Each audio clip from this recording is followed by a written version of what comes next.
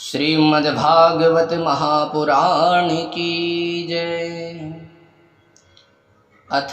चतुर्थोऽध्यायः। गोकर्णोपाख्यान प्रारंभ। ओम नमो भगवते वासुदेवाय। सूत उवाच अथ वैष्णवचित्तेषु दृष्ट्वा भक्तिमलौकिकीं निजलोकं परित्यज्य भगवान् भक्तवत्सलः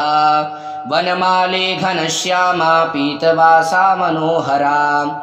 काञ्चीकलापरुचिरो लसन्मुकुटकुण्डलः त्रिभङ्गललितश्चारु कौस्तुभेन विराजितः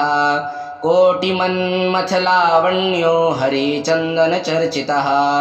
परमानन्दचिन्मूर्तिर्मधुरो मुरलीधरः आविवेश स्वभक्तानां हृदयान्यमलानि च वैकुण्ठवासिनो ये च वैष्णवा उद्वादया तत्कथा श्रवणार्थं ते गूढरूपेण संस्थितः तदा जय जयारावौ रसपुष्टिरलौकिकी चूर्णप्रसूनवृष्टिश्च मुहुः शङ्खरवोऽप्यभूत् तत्सभा संस्थितानां च देहगेहात्मविस्मृतिः दृष्ट्वा च तन्मयावस्थां नारदो वाक्यमब्रवीत् अलौकिकोऽयं महिमा मुनीश्वरा सप्ताहजन्यो द्यविलोकितो मया मूढ़ा सठाये पशुपक्षिणोऽत्र सर्वेऽपि निष्पापतमा भवन्ति अतो नृलोके ननु नास्ति किञ्चित् चेतस्य शोधाय कलौ पवित्रम् अघोगविध्वंसकरं तथैव कथा समानं भुवि नास्ति चान्यत् के विशोध्यन्ति वदन्तु मह्यं सप्ताहयज्ञेन कथामयेन कृपालुभिर्लोकहितं विचार्य प्रकाशिता कोऽपि नवीनमार्गः कुमारः ऊचुः ये मानवः पापकृतस्तु सर्वदा सदा दुराचाररता विमार्गगः क्रोधाग्निदग्धा कुटिलाश्च कामिनः सप्ताहयज्ञेन कलौ पुनन्ति ते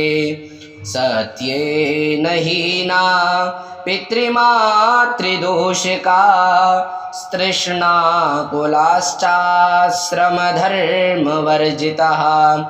ये दाम्भिकामत्सरिणोऽपि हिंसका सप्ताहयज्ञेन कलौ पुनन्ति ते पञ्चोग्रपापाश्छलछाद्मकारिणाः क्रूरा पिशाचा एव निर्दयाश्च ये ब्रह्मस्वपुष्टा व्यभिचारकारिणा सप्ताहयज्ञेन कलौ पुनन्ति ते कायेन वाचा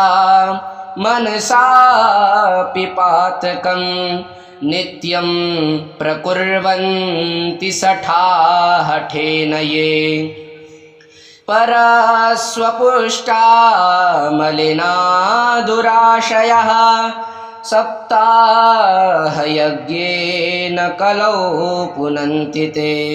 अत्र ते कीर्तयिष्याम इतिहासं पुरातनं यस्य श्रवणमात्रेण पापहानि प्रजायते तुंगभद्रातटे पूर्वं भूतपत्तनमुत्तमं यत्र वर्णा स्वधर्मेण सत्यसत्कर्म तत्परा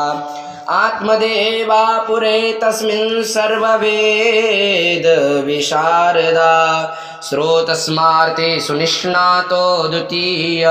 इव भास्करः भिक्षुको वित्तवान् लोके तत्प्रिया धुन्धली स्मृता स्ववाक्या स्थापिका नित्यं सुन्दरी सुकुलोद्भवा लोकवार्तारतक्रूरा प्रायसो बहुजल्पिका सूरा चाग्रहकृत्येषु कृपणा कलहप्रियः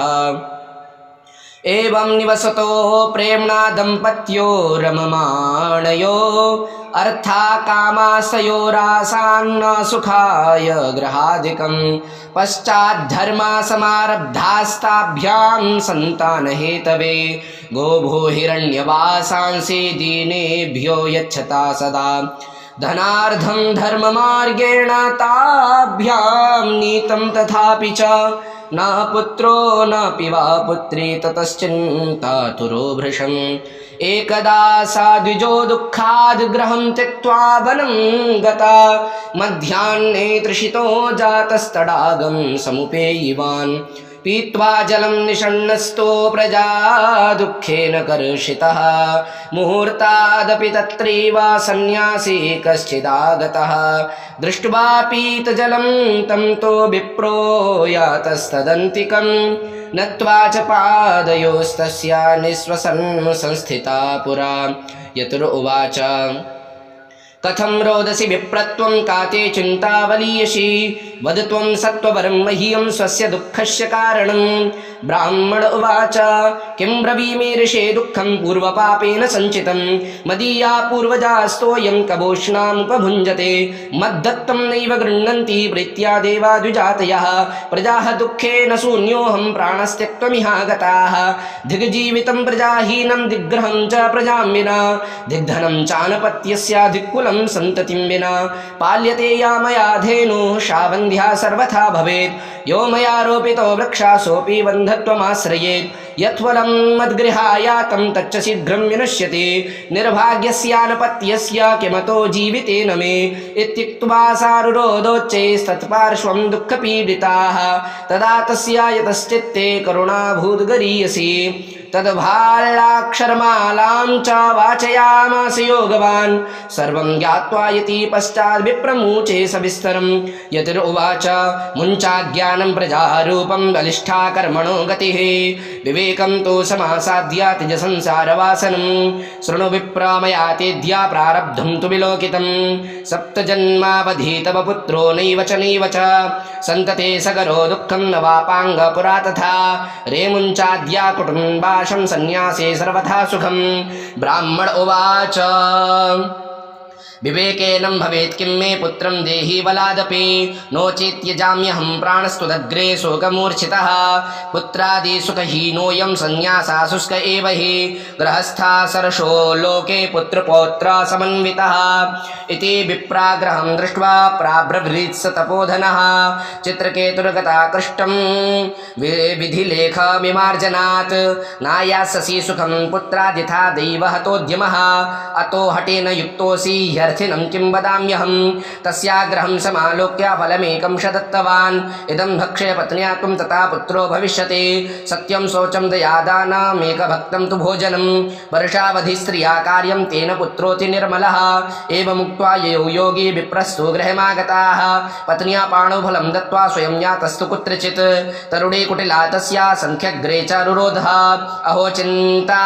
ममोत्पन्ना फलं चाहं न भक्षये फलभक्षेण गर्भस्यात् गर्भेण दरवृद्धिता स्वल्पभक्षं ततो शक्तिर्गृहकार्यं कथं भवेत् दैवाद् घाटी व्रजेत् ग्रामे पलायेत् गर्भिणी कथं सुखवन्निवसेत् गर्भस्थं कुक्षे कथमुत्सृजेत् तिर्यक्चेदागतो गर्भस्तदा मे मरणं भवेत् प्रसूतौ दारुणं दुःखं सुकुमारी कथं सहेत् मन्दायां मयि सर्वस्वं ननान्दा संहरेत् तदा सत्यशौचादिनियमो दुराराध्या सदृश्यते लालने पालने दुःखं प्रसूतायाश्च वर्तते वन्ध्या वा विधवा नारी सुखिनी चेति मे मति एवं कुतर्कयोगेन तत्फलं नैव भक्षितं पत्न्या पृष्टं फलं भुक्तं चेत्येतयेरितम् एकदा भगनी तस्या तद्गृहं स्वेच्छया गता तद्गृहे कथितं सर्वं चिन्तयेन् महती मे दुर्बला तेन दुःखेन यनुजे करवाणि किं सा ब्रवीण मम गर्भोस्थे तं दास्यामि प्रसूतिताः तावत् कालं स गर्भे वा गुप्ता तिष्ठ गृहे सुखं वित्तं त्वं मत्पतेर्यच्छा स ते दास्यति बालकं षाण्मासिको मृतो बाला इति लोको वदिष्यति तं बालं पोषयिष्यामि नित्यमागत्य ते गृहे फलमपर्यधेन वै त्वं परीक्षार्थं तु साम्प्रतं तत्तदाचरितं सर्वं तथैव स्त्रीष्वभावताः अथ कालेन सा नारी प्रसूता बालकं तदा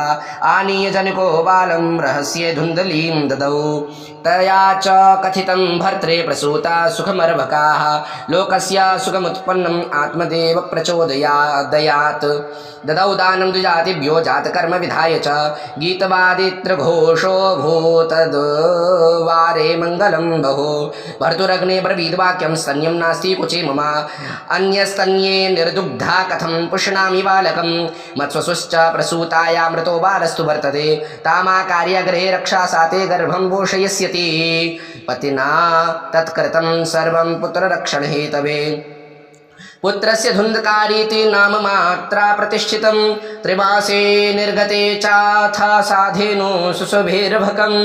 सर्वाङ्गसुन्दरं दिव्यं निर्मलं कनकप्रभं दृष्ट्वा प्रसन्नो विप्रस्तो संस्कारान् स्वयमादते मत्वाश्चर्यं जनाः सर्वे दिदृक्षार्थं समागता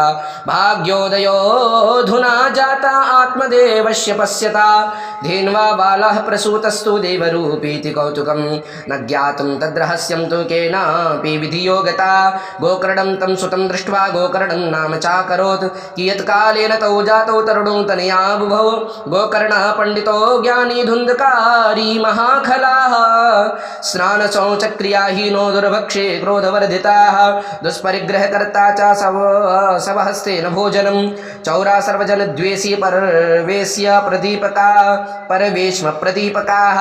लालनायार्भकान् धृत्वा सद्या कूपे निपातयत् हिंसका शस्त्रधारी चादिनानान्धं प्रपीडकाः चाण्डालाभिरतो नित्यं पाशहस्ता सुसङ्गताः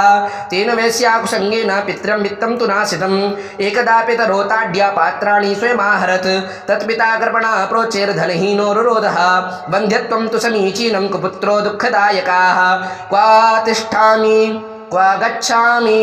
को मे दुःखं व्यपोहयेत् प्राणस्त्यजामि दुःखेन कष्टं नम संस्थितं तदानीं तु समागत्य गोकर्णो ज्ञानसंयुता बोधयामास जनकं वैराग्यं परिदर्शयन् असारा खलु संसारो दुःखरूपी विमोहकाः सुताः कस्य धनं कस्य स्नेहवान् जलते निशम् न चेन्द्रस्य सुखं किंचिन्न सुखं चक्रवर्तिना सुखमस्ति विरक्तस्य मुनिरेकान्तिजीविनः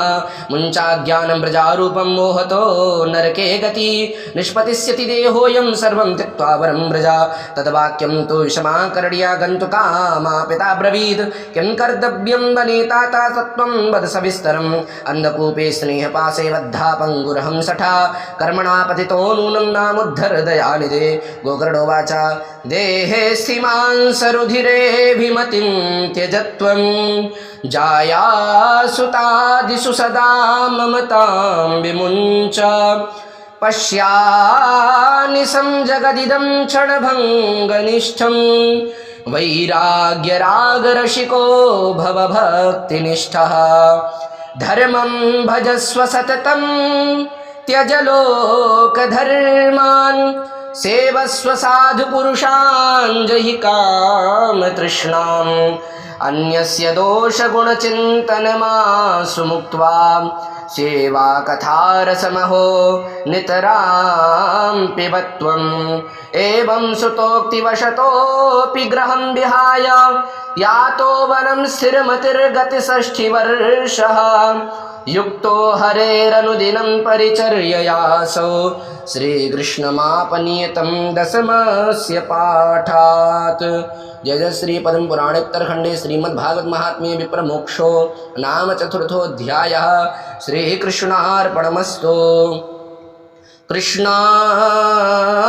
वासुदेवाय हरये परमात्मने